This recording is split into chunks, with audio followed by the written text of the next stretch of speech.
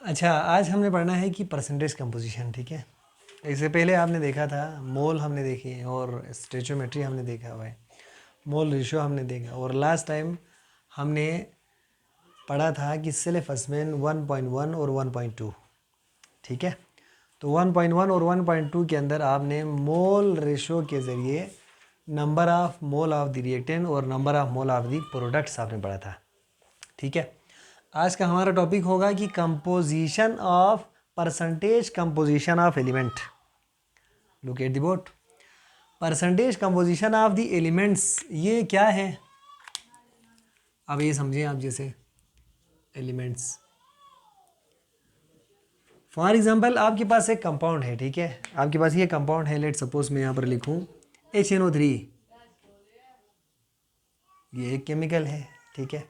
और मैं आपसे कहूँ कि HCl, NH3, CO2, H2O, ये सारे के सारे केमिकल हैं मुख्तलिफ किस्म के, ठीक है। जैसे ग्लूकोज C6H12O6। अब मैं आपसे ये कहूँ कि यहाँ पर जैसे ये नाइट्रिक एसिड है, ठीक है। तो नाइट्रिक एसिड के अंदर नंबर ऑफ नाइट्रोजन कितना है, तो you can identify by looking the chemical formula. आपने केमिकल फार्मूला देखा और मुझे कहा कि इसमें तो नाइट्रोजन एक है। मैं आपसे कहूँगा इसमें ऑक्सीजन कितने हैं, आप कहेंगे इसमें ऑक्सीजन 3 है, इसमें हाइड्रोजन जो है कि वो 1 है, ठीक है। लेकिन मैं अगर आपसे ये कहूँ कि इस कंपाउंड के अंदर हाइड्रोजन की परसेंटेज क्या है, नाइट्रोजन की परसेंटेज क्या है, ऑक्सीजन की परसेंटेज क्या है, तो by looking the chemical formula you can not calculate. Simple ये फार्मूला देखकर हमें कुछ अंदाज़ा नहीं होगा इसका परसेंटेज क्या है, ठीक है। तो इस जो किसी कंपाउंड के अंदर मौजूद जो एलिमेंट्स की जो रिलेटिव परसेंटेज है, इसको हम बेसिकली कहा जाता है परसेंटेज कंपोजिशन, ठीक है। उस एलिमेंट की जो तादाद को हम क्या कहा जाता है, परसेंटेज कंपोजिशन, ठीक है। परसेंटेज कंपोजिशन की डिफिनेशन तो मसला नहीं जो कि आपने पढ़ लिया, लेकिन हमने कैलकुलेट कैसे करना है, सवाल तो ये है। इससे रिलेटेड हमारे पास जो एक्सरसाइज में क्वेश्चन भी है ग्लूकोज की, आपसे कहा है कि calculate the percentage of all elements in the glucose. सवाल आपसे ये पूछा है, तो इस सवाल को समझने के लिए इनमें से चंद एक आपने ज़रूर याद रखना है और आपने समझना है।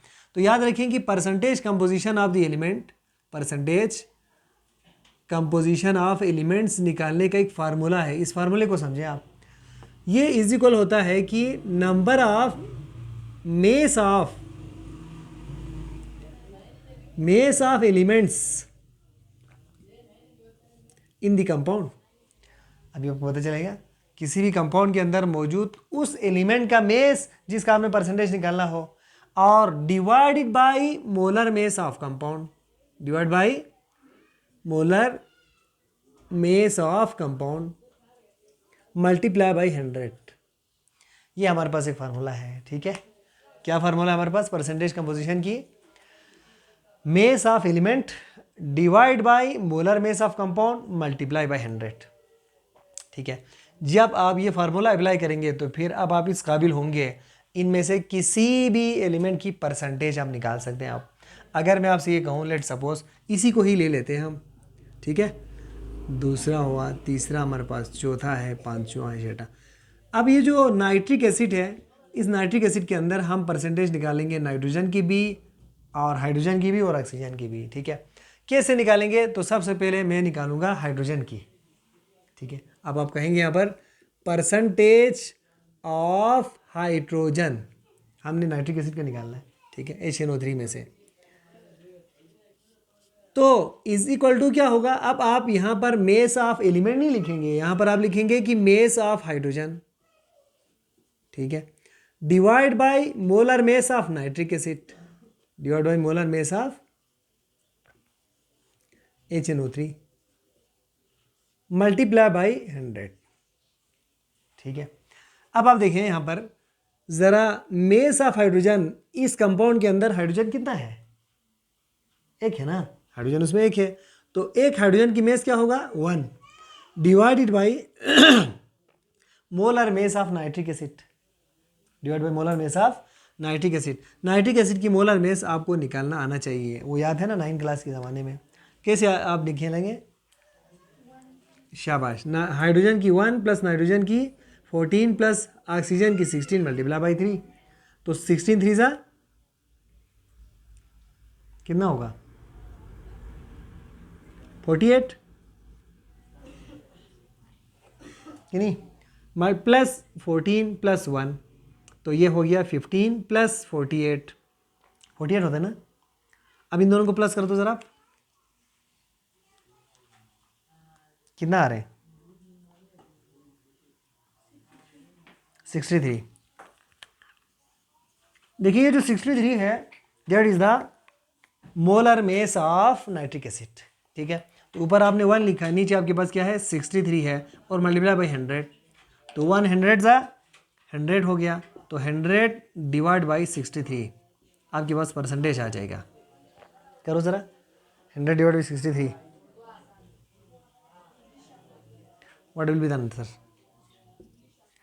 0.63। तो 0.63% जो है कि वो परसेंटेज ऑफ हाइड्रोजन है इसमें, नाइट्रिक एसिड के अंदर हाइड्रोजन की परसेंटेज क्या है 0.63। अब हम देखेंगे कि इसके अंदर नाइट्रोजन की क्या परसेंटेज है, ठीक है। तो नाइट्रोजन की परसेंटेज देखने के लिए हमें क्या करना पड़ेगा, फार्मूला तो यही होगा हमारे पास। अब यहाँ पर 1 नहीं आएगा क्योंकि नाइट्रोजन वहाँ पर एक दफ़ा है, तो एक नाइट्रोजन की 14 है, ठीक है।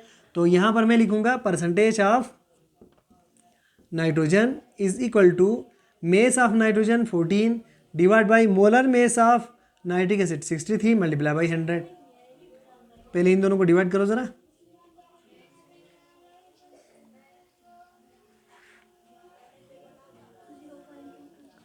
जीरो 0.22 मल्टीप्लाई बाई 100 कर दो तो 22% आ गया। कितना परसेंट 22%। तो परसेंटेज ऑफ नाइट्रोजन इस कंपाउंड के अंदर नाइट्रोजन की जो परसेंटेज है वो कितना है 22% है। फिर इसके बाद ऑक्सीजन की हम परसेंटेज देख लेते हैं जनाब। तो percentage of oxygen is equal to mass of oxygen. अब यहाँ पर ज़रा एक बात ख्याल रखें, ऑक्सीजन की एटॉमिक मेस क्या है 16 है, तो यहाँ पर ऑक्सीजन कितनी दफ़ा है 3 दफ़ा, तो आप 16 मल्टीप्लाई बाई 3 करेंगे पहले आप, ठीक है। तो 16 3 ज़ा 48, तो यहाँ पर आपने 60 नहीं लिखना है बल्कि आपने क्या लिखना है 48, क्योंकि ऊपर लिखा हुआ है कि मेस ऑफ एलिमेंट्स लिखा है ना, तो ऑक्सीजन तो उसमें 3 है, डिवाइड बाई कितना है 63, मोलर में से एक दफ़ा निकालेंगे अब काफ़ी होगा। जब आप इन दोनों को डिवाइड कर दो ज़रा 0.76 मल्टीप्लाई बाई 100 करेंगे तो फिर 76% हो जाएगा। कितना परसेंट हो जाएगा 76%। परसेंटेज ऑफ ऑक्सीजन कितना 76%। तो ये बात क्लियर होगी आपको। तो अब आप ज़रा देखें, खुद ही अंदाज़ा लगा लीजिए ज़रा, यहाँ पर जो नाइट्रोजन है, यहाँ पर जो हाइड्रोजन है और वहाँ पर ऑक्सीजन है, तो इनकी परसेंटेज जब आप देखेंगे तो ऑक्सीजन सबसे कम, फिर इसके बाद नाइट्रोजन की परसेंटेज और सबसे ज़्यादा ऑक्सीजन की परसेंटेज होगा, ठीक है। तो इस तरीके से आप किसी भी एलिमेंट की जो परसेंटेज जो है कि वो आप निकाल सकते हैं। अभी और इसी वक्त आप इनका निकाल के मुझे आप दिखा दें, ठीक है। फिर इसके बाद हम नेक्स्ट टॉपिक पढ़ेंगे। फ़िलहाल के लिए इतना ही।